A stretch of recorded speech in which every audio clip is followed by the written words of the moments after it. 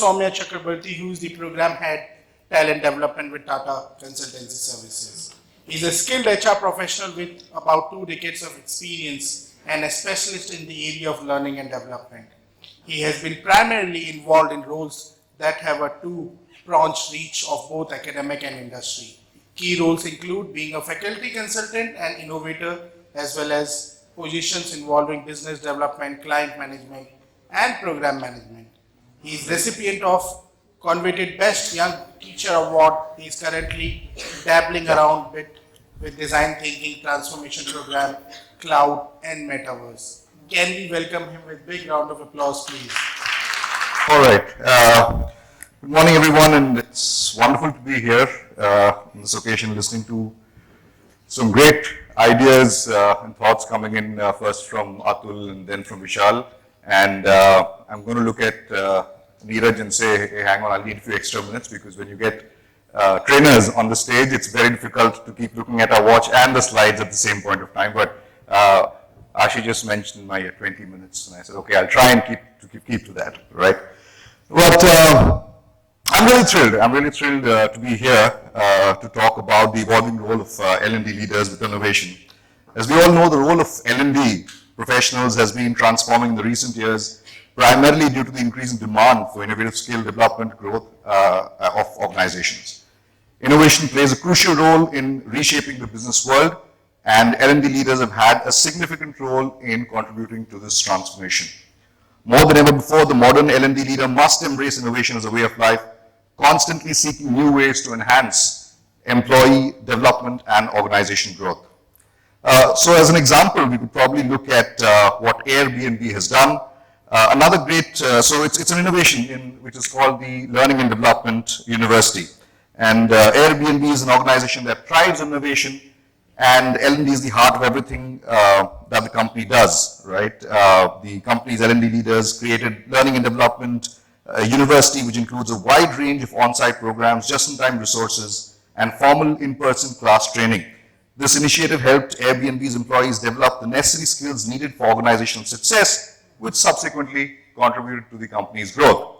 In conclusion, these stories all show that L&D leaders play a crucial role in managing and developing their organization's talent in innovative ways. The modern L&D leader must have a blend of skills and expertise to promote employee development that increases their morale, productivity, engagement, and ultimately drive business success. L&D leaders must anticipate future learning needs and take innovative measures to develop their employees to suit future digital demands. Thank you very much. I really have to thank a friend of mine, a young person who's helped me to write the speech. Was it a good one? Yes. Yeah? All of you know him, don't you?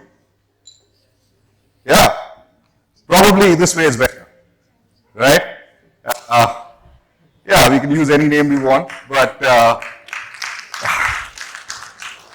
that's actually a screenshot of my phone, and I just said, okay, what can I do and get 𝗓𝗂𝗃 to help me write this speech, all right? And all of us are using or interacting with 𝗓𝗂𝗃 in some way or the other. Interestingly, about a week to 10 days back, GPT-4 was launched, and I'm sure all of you are aware. It's got some phenomenal capabilities, and if you haven't yet looked into it, you definitely must. In fact, 𝗓𝗂𝗃 came into my life thanks to a gentleman who was a part of our talent development team, and I call him a classic case of Benjamin Button. I'm sure you all know who that is, right? Age reversal process, but in his case, it's more intellectual than age-wise. And he's about 20 months away from his superannuation, but he's probably the most curious, the most excited person, and on top of everything that's happening. So when we kind of got into a very, very interesting conversation sometime back, a very intense one, I actually asked him and I said, look, 𝗓𝗂𝗃 and friends of his are going to be taking up all our jobs in the near future, and we heard some of that, right? How skills are changing and things of that kind. What's our job going to be, right? And he gave a very interesting answer. He said, we're going to be directors, right? We have film directors, and what does a director typically do? we started the first slide with RRR, and what does what was his name? I forgot his name, the director. What did he do? He kind of got a good script, got some phenomenal actors, sat with the musicians, the sounds, the lights. We put them all in together and orchestrated it, right? And I think as talent development and, okay, so pardon me if I keep saying talent development, we typically refer to L&D as talent development in TCS, so it's interchangeably used. But as L&D professionals, I think our job is going to be directors, to innovate in ways which are very different from what we have done in the last maybe 20, 30 years of existence of this particular role. So what I thought, of doing today was, rather than talk about a specific set of things, I want to actually share an experience with you, right? An experience of the program that I've been a part of for the last couple of years. And I thought that, when I look back, and we were fortunate enough to win a couple of awards for that program, and in each of those instances, the one thing that came out was how innovative we had been in terms of building the program. And as Steve Jobs said, we kind of looked back and then connected the dots and realized it's quite innovative. While we were doing it, it was all about how do we get it done.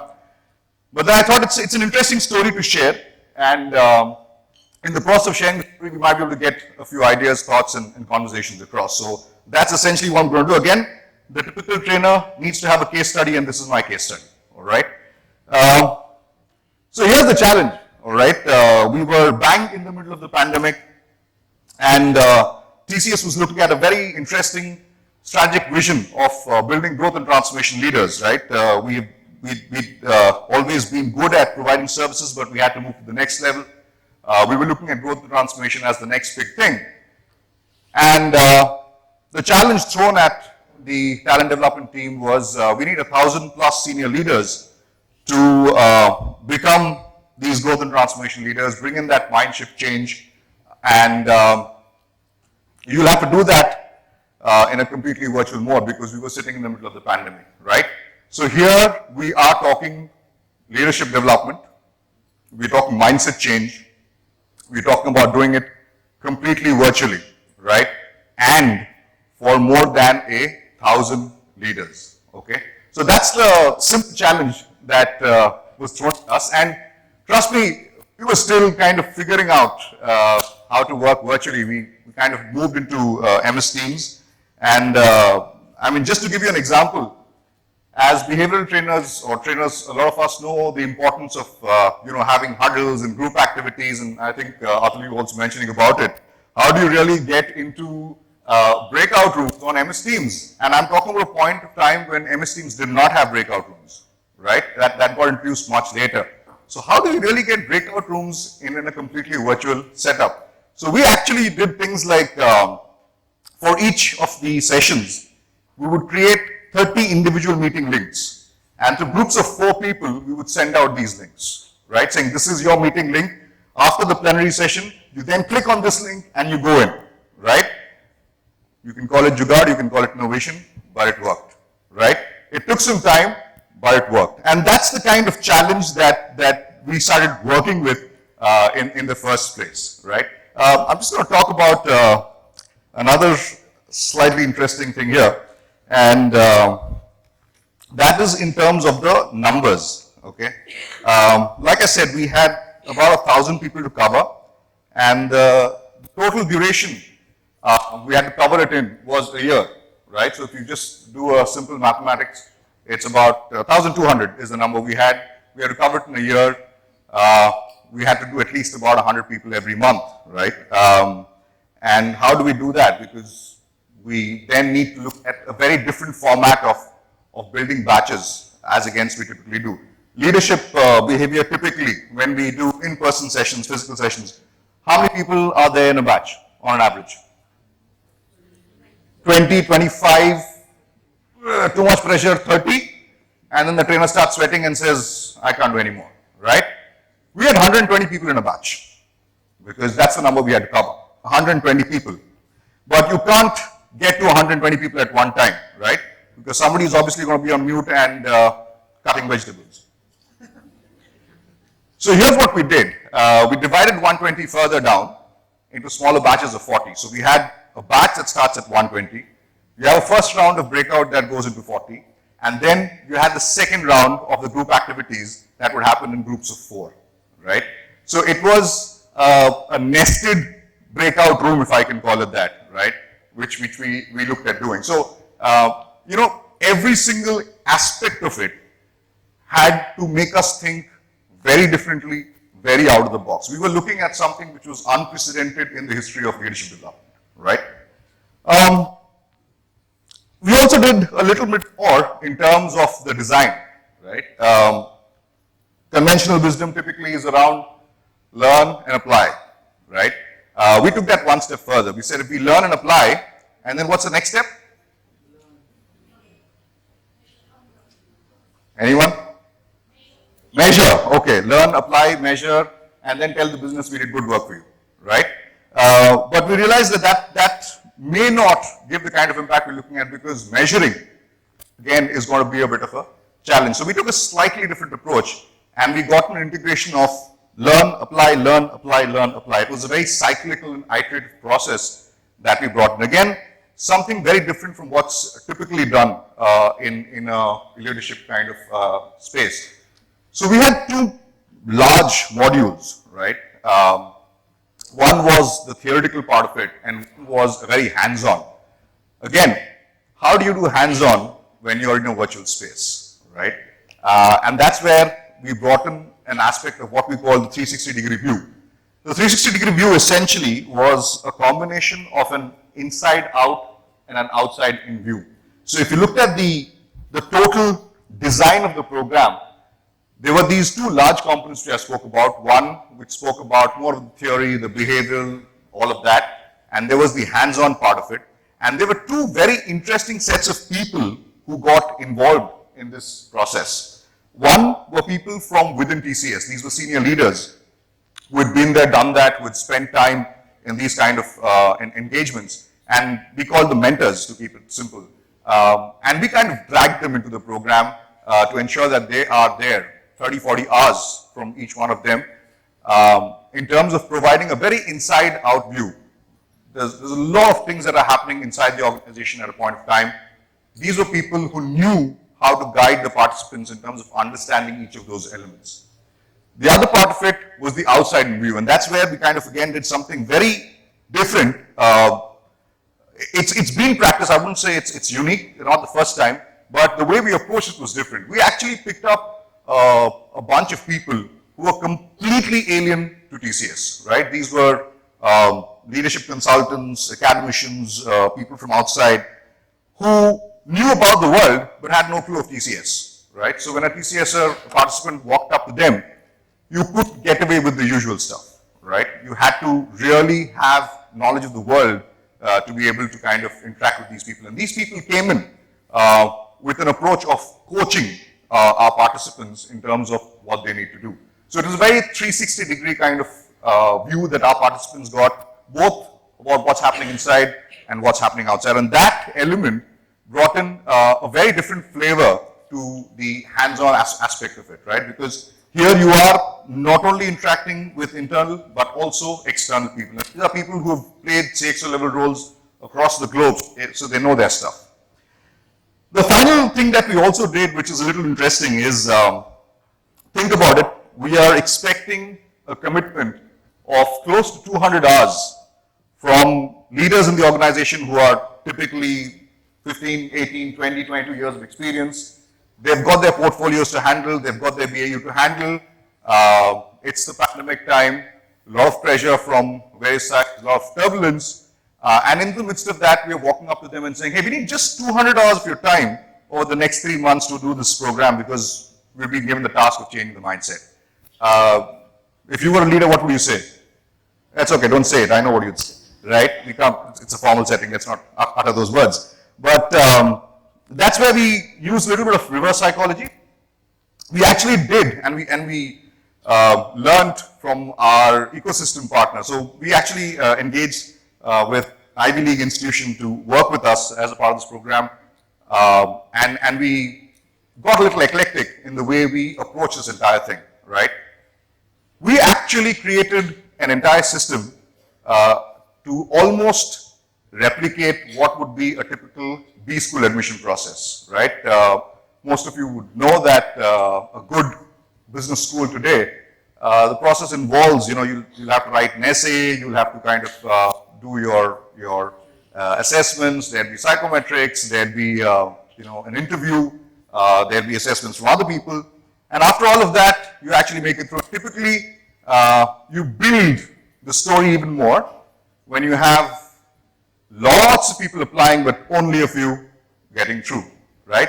And that's exactly what we leveraged here. We kind of leveraged demand-supply economics in this case. We, on an average, for the first batch of 120 participants, had close to 3,000 applications coming in, right? Where typically you would expect people not to be interested or say we don't have the time. We had close to 3,000 applications coming in, and we made it very interesting. We had, very top-notch AI-based assessments, psychometrics. We told them you'll get a flavor of yourself, blah, blah, blah. We kind of almost made it look like a chip on the shoulder thing, where if somebody got through this program, they said, we are a part of that program, right? And the whole approach changed. We got in the C-suite to talk about them, and it really worked. It really worked.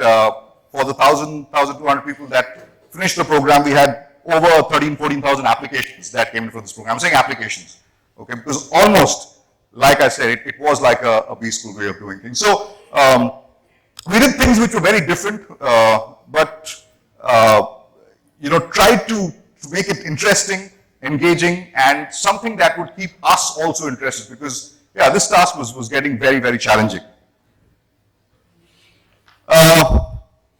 Now comes to the delivery, all right? I want to talk about one thing. I've already spoken about how we broke it down into smaller cohorts, but I think this was again a classic case of how you learn on the go at times, right? And again, I would put this down more closer to jugaad than innovation, but yeah, if you want to call it innovation, call it innovation. So here's what happened. About a third of the program, into a third of the program, we suddenly kind of get the sense that people are frustrated, okay? This wasn't an easy program, trust me, and we kind of told them upfront, this is the roller coaster ride, you're going to have your highs, you're going to have your lows, we're going to grill you, right? And it was a tough program. It was very, very tough, especially given the kind of situation we were in. And then we started getting feedback and mails and pings saying, this is not good, that's not working. In my teams, this is not getting downloaded, this and that. And it suddenly seemed that, hey, what happened? We were like doing really well. And that's when we said, no, this is not going to work this way. Let's do what we do well, which is just sit and have a conversation, right? So we slipped in a session in the whole calendar, and we actually had released a 3-month calendar much before the program actually started, but we skipped in a session there called the Interim Connect, right? And we said, this is a session which is not mandatory. If you have a point of view, something you want to share, something good, something bad, come and talk to us. Challenges you're facing, how you'd like to help us, blah, blah, blah. We had 100% attendance for that session. And it was not a mandatory one. There have been sessions where we've not had 100% attendance, but this one had it. And for 4.5 hours, we had 120 people sit and talk to us like babies would to their mom. Right? Just get it all out, vent it all out, right? Why is this coach talking to me like this? I've been bringing $250 million of business every quarter. And we just heard. Smiled, heard. Where we actually saw there was a challenge, we put that down and said, we'll definitely get back. Where we realized there was a challenge we couldn't do anything about, we smiled and said, sure, we understand. Less than 10 hours after the session, I had mails and pings coming in talking about how people are beginning to really enjoy this program. Okay? It just changed. One session of venting out changed everything. All right? And this session, which we call Interim Connect, is now a standard part of the design of the program. So it's about 2.5 to 3 months, roughly every 3 to 4 weeks, we have an interim connect. Just for this, so that people can run. Because they are in high pressure jobs. They are doing a lot of very, very key stuff. And this is interesting. It's very, very exciting, but it's stress, right? But yeah, it's worked, and we've not had so many complaints and feedback coming in, negative or critical feedback coming in after that. So that was another interesting thing that happened. Finally, we were talking about measurement. Nothing is as good if you don't show an impact. And in terms of impact, I think the one thing that we really love to talk about is the kind of IPs that have been created. So, I mean, it's easy to talk about new business coming in, new logos, additional stuff, but everybody wants a piece of that pie because, you know, training never got anybody anything. It's always the supervisors and the support, and we all know that. As trainers, we always face that. Training was there, but my boys did this, or my team did this, or whatever it was. But this part, they couldn't claim simply because the IPs were discovered as a part of the process. The ideas were discovered as a part of that process, right? And it had been seeded or created over there. So this, we have close to more than 9 different IPs that have been created. And that's just from the first 15% of the population from whom we took a feedback. We actually did a staggered feedback starting 10 months, 9-10 months into the program, because you need that kind of a gestation period for people to be able to go back and do something. But yeah, that was a great return and reward for us. And of course, the other thing is that the design of the program itself, like I said, went out, won a lot of awards, won a lot of recognition, and is something that in various bits and pieces are now being used for some of the other programs that are there across the organization as well, right? So finally, just to kind of put it down as what we really learned in the whole process, nothing stays but change, and I think I'm just reinforcing what Atul also mentioned, that change is going to happen, pandemic, this, that, whatever. Just be ready for it, you know, as talent development, learning development professionals, be ready to be the change that you want to see happening across. Innovation isn't always about technology. I don't think anywhere in this conversation today, I spoke about any aspect of technology, maybe other than 𝗂𝗧𝗖 right? Innovation is very often seen in the view of technology, but it's not. It's a lot more about the approach, the thought process, especially as thought leaders in the area of learning. I think we need to also think outside of technology, right? But again, don't get me wrong, the technology is very, very important, and in today's world, very critical. But I'm saying, let's think outside it as well. Third, being eclectic is also being innovative, right? You don't have to reinvent the wheel every single time, right? I mean, the bullet train design, we all know, came from a kingfisher's beak. Nature gave it to us, right? You can look around you and see what's good and tune it for yourself. And finally, innovate to pull, right? I think that's something, for me personally, was a great takeaway. Innovate to pull, don't push trying to use innovation, right? It's more of a pull strategy than a push strategy. That always works, right? With that, I think pretty much on time. Thank you so much for being a great audience. I love presenting myself. Thank you. Sure. Do we have a quick question for you? Yes. Yes, please.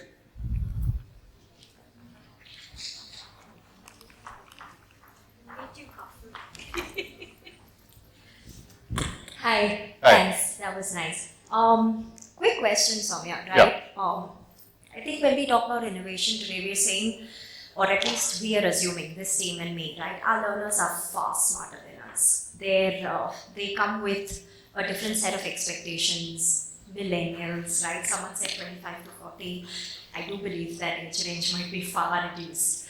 So what is the thought on innovation with the millennial mindset, right? Would you target that differently? Pull versus push definitely works there. But when we're talking about what can be done differently, because I have to assume and I have to go and say my learner is far sharper, far smarter, and has far larger expectations from reality than the L&D team today in the organization. What's your thought on that?